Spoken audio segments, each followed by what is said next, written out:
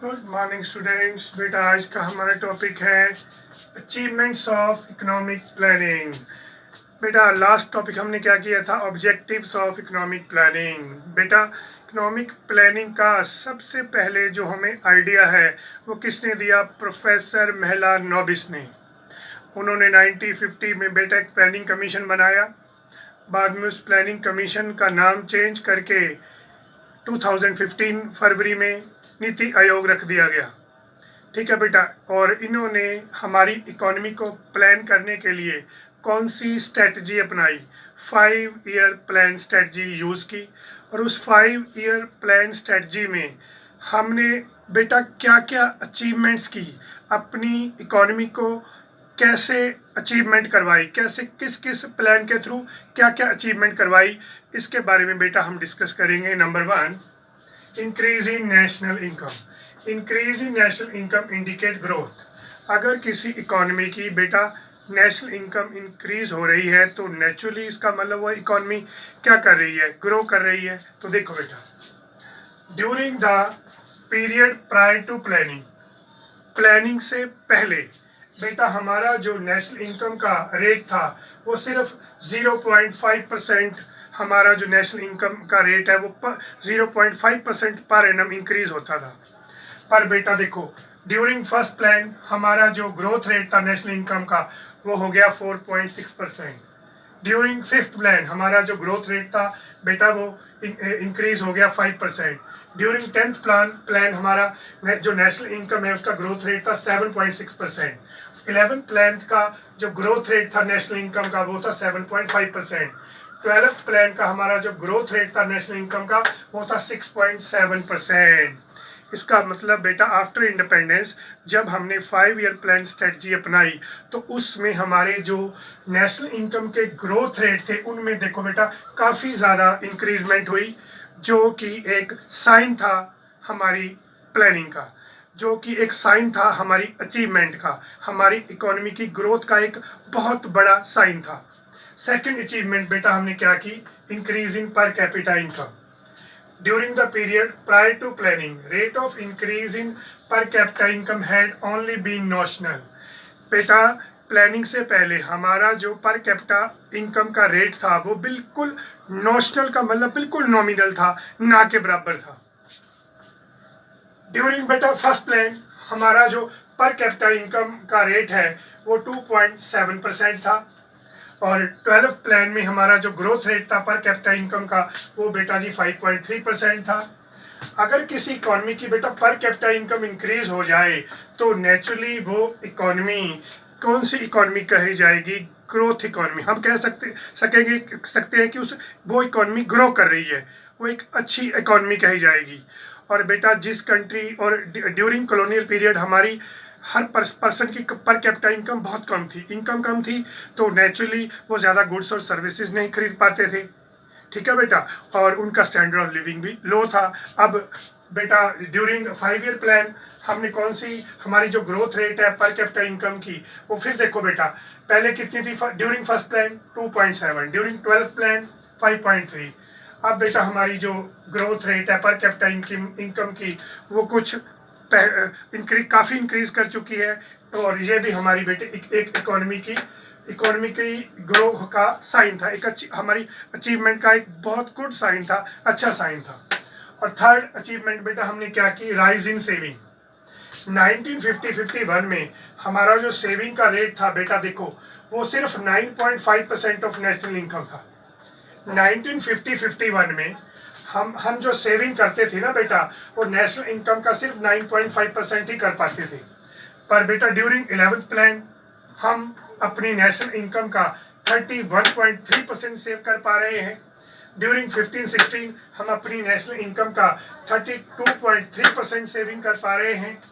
और जिस इकोनॉमी की बेटा जो इकोनॉमी अपनी इनकम को अर्न करने के साथ साथ सेविंग भी कर पाती है वही इकोनॉमी एक अच्छी इकोनॉमी कही जाएगी, एक प्रॉस्पेरस इकोनॉमी, एक सेल्फ रिलायंट इकोनॉमी। ठीक है बेटा, उसी को हम एक इंडिपेंडेंट इकोनॉमी मानेंगे। देखो बेटा उसके बाद हमारा जो रेट ऑफ इन्वेस्टमेंट है वो बेटा 9.3% था जीडीपी का 1950-51 में।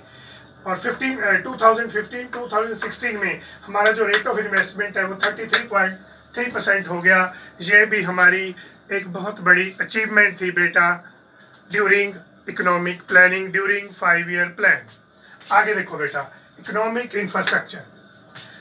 बेटा देखो ड्यूरिंग कॉलोनियल पीरियड जो ब्रिटिशर्स थे उन्होंने सिर्फ उन्हीं इंफ्रास्ट्रक्चर को डेवलप किया जो कि उनके अपने फ़ायदे के लिए यूज़ होते थे।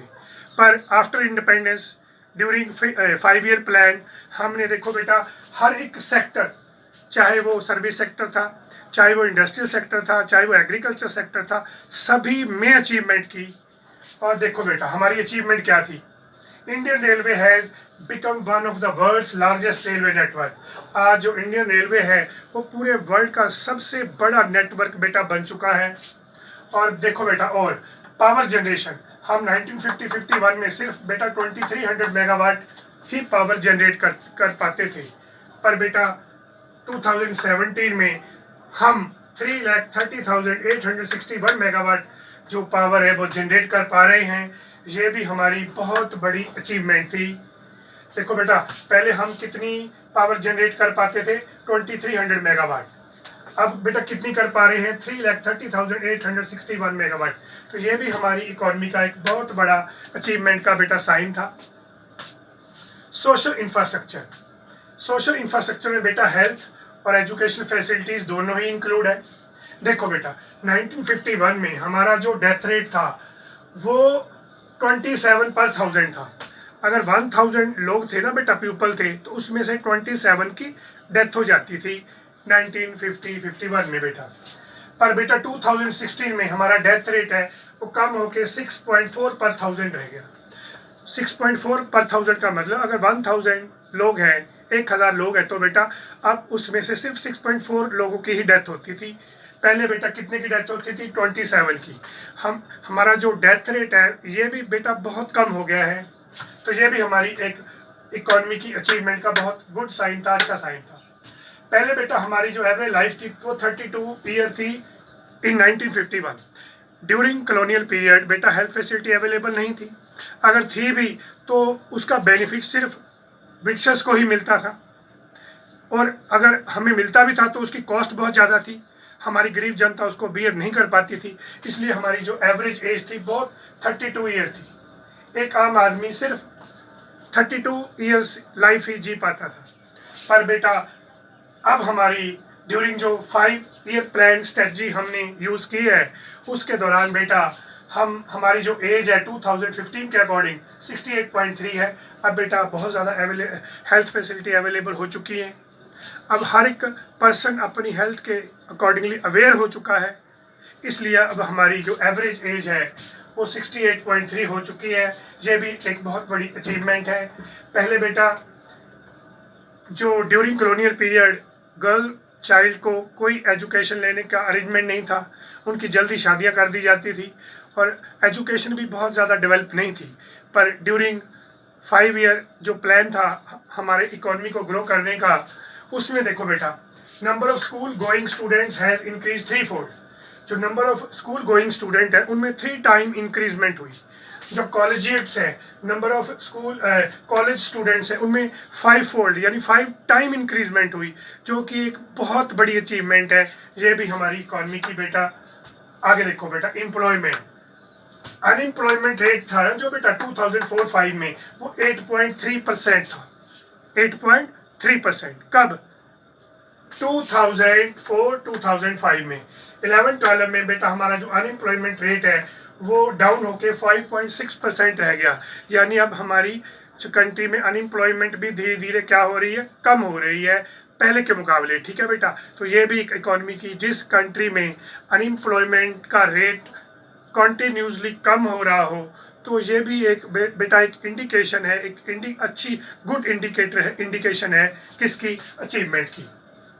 इंटरनेशनल ट्रेड, इंटरनेशनल ट्रेड का मतलब वो कौन सी गुड्स और सर्विसेज हैं, कैपिटल गुड्स या कंज्यूमर गुड्स, जो हम एक कंट्री से दूसरी कंट्री से आपस में क्या करते हैं, एक्सचेंज करते हैं। कितना इंपोर्ट और एक्सपोर्ट करते हैं हम एक दूसरी कंट्री के साथ बेटा, उसे बोलते हैं बेटा फॉरेन ट्रेड या इंटरनेशनल ट्रेड। अब बेटा 1948-49 में हमारा जो फॉरेन ट्रेड था वो 790 करोड़ था। 792 करोड़ था। 16/7 में हमारा जो फॉरेन ट्रेड है वो 40,31,719 करोड़ हो गया है। अब देखो हमारे फॉरेन ट्रेड में भी कितनी बड़ी इंक्रीजमेंट हुई है बेटा। कहाँ पहले कितना था? 792 करोड़ 1948-49 में। 16-17 में कितना हो गया? 40,31,719 करोड़ हो गया। तो ये भी बहुत बड़ी अचीवमेंट थी बेटा, जब फॉरेन ट्रेड इंक्रीज हो रहा है। ठीक है बेटा जी। अनएम्प्लॉयमेंट का रेट डाउन हो रहा है और स्कूल गोइंग स्टूडेंट्स में इंक्रीजमेंट हो रही है, कॉलेज गोइंग स्टूडेंट में भी 5 टाइम इंक्रीज हो रही है। और ठीक है बेटा, और हमारी जो पावर जनरेशन कैपेसिटी है वो भी इंक्रीज हो रही है। देखो बेटा, सेविंग के रेट में भी इंक्रीज हो रही है, इन्वेस्टमेंट के रेट में इंक्रीजमेंट हो रही है, और हमारी पर कैपिटा इनकम भी बढ़ रही है। तो हमारी नेशनल इनकम भी कॉन्टीन्यूसली इंक्रीज कर रही है। तो नेचुरली ये हमारी इकोनॉमी के क्या थे? गुड इंडिकेशन थी अचीवमेंट की। ये थी हमारी बेटा इकोनॉमिक प्लानिंग की अचीवमेंट्स। आप बेटा इसका स्क्रीनशॉट ले लो, और यही आज का हमारा ये टॉपिक बेटा ख़त्म होता है। ओके बेटा, गुड बाय।